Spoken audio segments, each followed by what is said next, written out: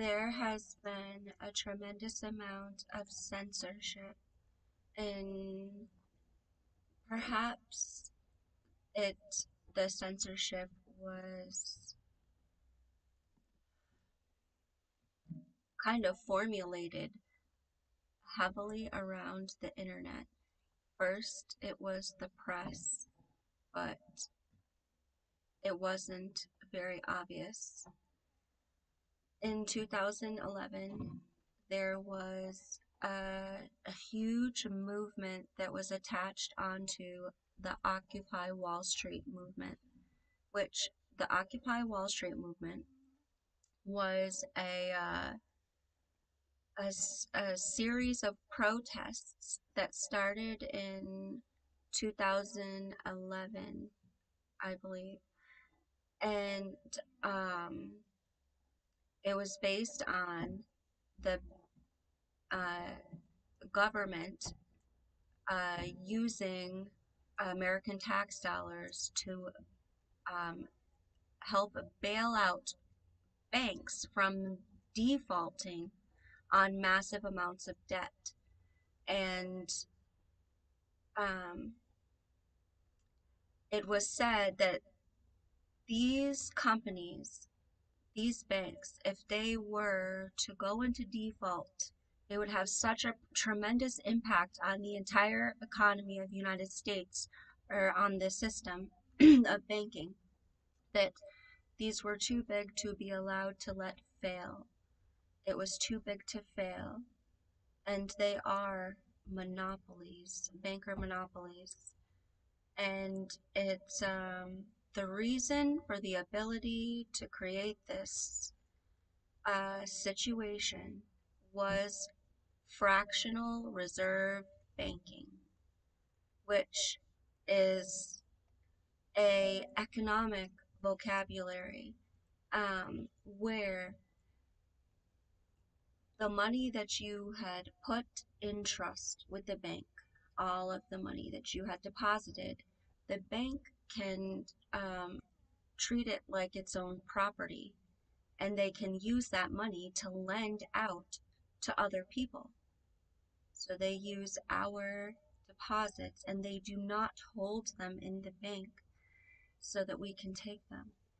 But they extend it to as part of their business, um, so that uh, others can be lended off of it. And the fraction that they actually keep inside the bank of those deposits is somehow uh, like very low, and even to as low as like keeping 10% of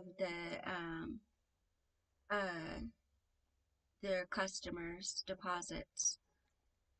And so this instigated the movement known as Occupy Wall Street, where it was understood that um, now that it's created a liability onto, and basically it's threatened the public welfare, which a corporation is not allowed to do, and it should have its charter revoked if it did, that it violated the public welfare in doing so.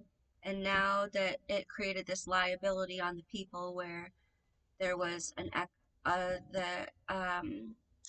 threat of an economic collapse if the default occurred, so they would have been bailed out with trillions or billions.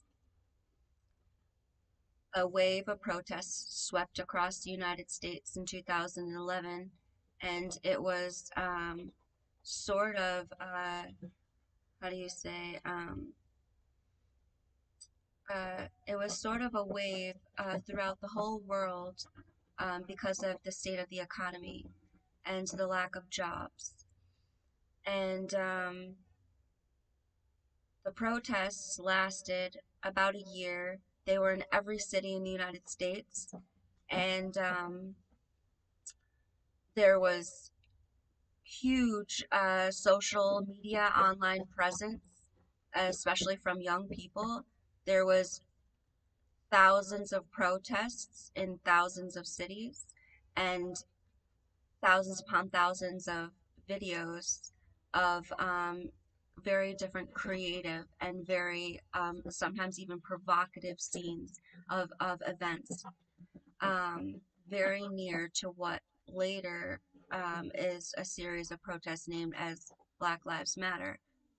Only the Occupy Wall Street were basically nonviolent, and the only violence occurred from the side of the police, who were um, basically using tackling people, and and using excessive use of force, and well, the worst were like, rubber bullets maybe, and gas, and or spray in people's faces. Um, so um, online during this time, and especially instigated because of the Occupy Wall Street movement, or and for whatever other politics was involved, um, censorship came greatly into play. And this censorship began to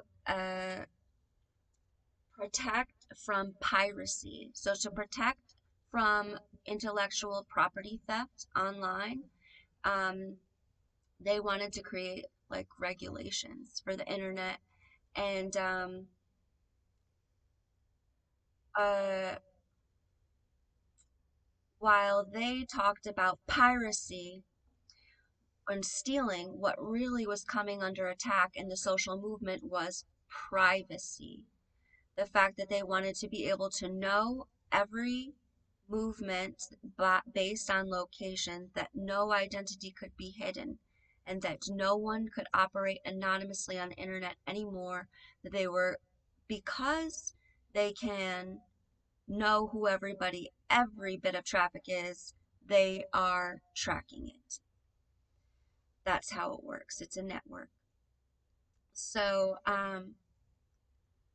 the anonymous movement came up in sync with the Occupy Wall Street movements, and um, there were hundreds of thousands, or there were tens of thousands, there were at least 10,000 accounts on the internet, on especially on Twitter, Facebook, and YouTube, the three main platforms for anonymous. It was a huge movement, and they executed a lot of different kind of counteroffensives, using DDoS, denial of service attacks, where they would flood with traffic using programs.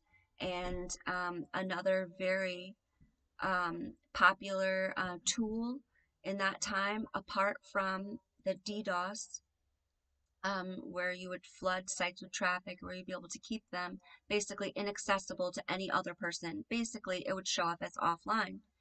And so they could take a government website offline, or a company website offline, or a school.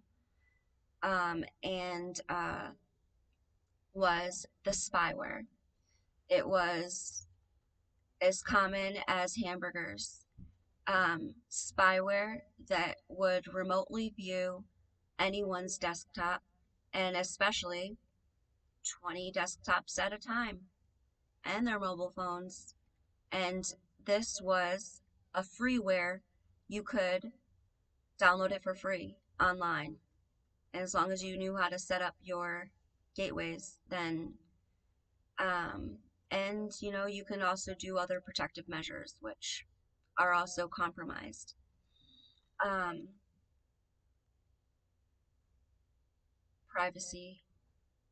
Piracy and privacy were those battles, and that was in 2011. And in 10 years, it has come to the time that the sitting president of the freest country in the United States, whose First Amendment is the freedom of speech, religion, and press, was booted from Twitter for speaking about something that was very important for his office in his as he was actively serving his office.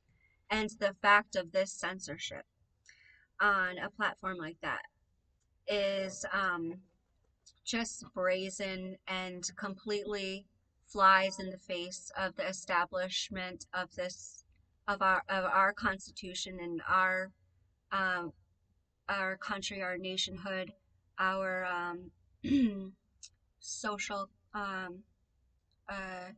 agreements. Uh, that was a huge violation. It had taken 10 years from the time that the internet was free and that teenagers with freeware were taking down government websites every week and posting threats. And none of this was violent. And it has only taken 10 years to that time where the censorship is so incredible, and also the corona has been basically phase two, the second level of this operation, where there's such a confrontation with the ability to speak